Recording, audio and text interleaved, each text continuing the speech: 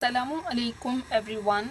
आज हम हाइपरईमिया and congestion को डिस्कस करेंगे।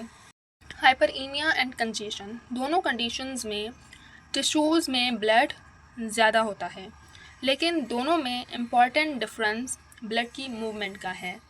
जैसे हाइपरईमिया में आर्टीरियोल डायलेशन होने की वजह से ऑक्सीजनेटेड ब्लड टिश्यूज़ में अक्यूमुलेट होता है, जबकि कंजेशन में वीनस आउटफ्लो कम होने की वजह से डीऑक्सीजनेटेड ब्लड टिश्यूज़ में अक्यूमुलेट होता है।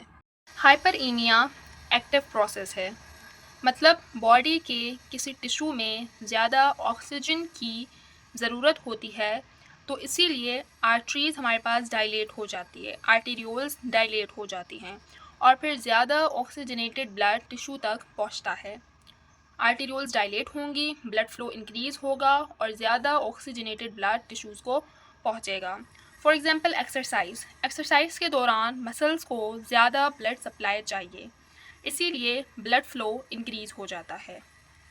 क्योंकि हाइपरईमिया में ऑक्सीजनेटेड ब्लड ज़्यादा होता है, इसीलिए टिश्यूज़ रेड और वार्म नज़र आती हैं।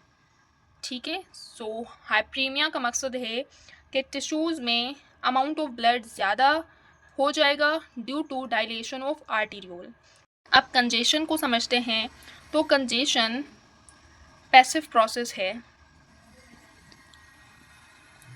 इसमें बॉडी को एक्स्ट्रा ब्लड की ज़रूरत नहीं होती, बल्कि प्रॉब्लम वीनस ड्रेनेज में होती है।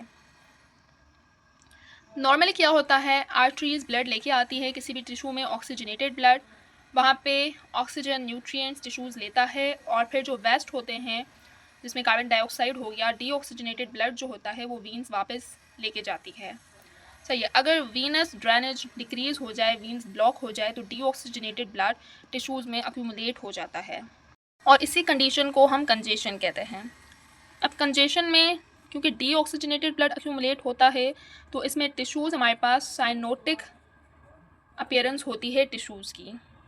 सही है, so congestion is accumulation of blood in tissues due to impaired venous outflow. Venous drainage decrease हो जाएगा, डीऑक्सीजनेटेड ब्लड टिश्यूज़ में अक्यूमुलेट होगा।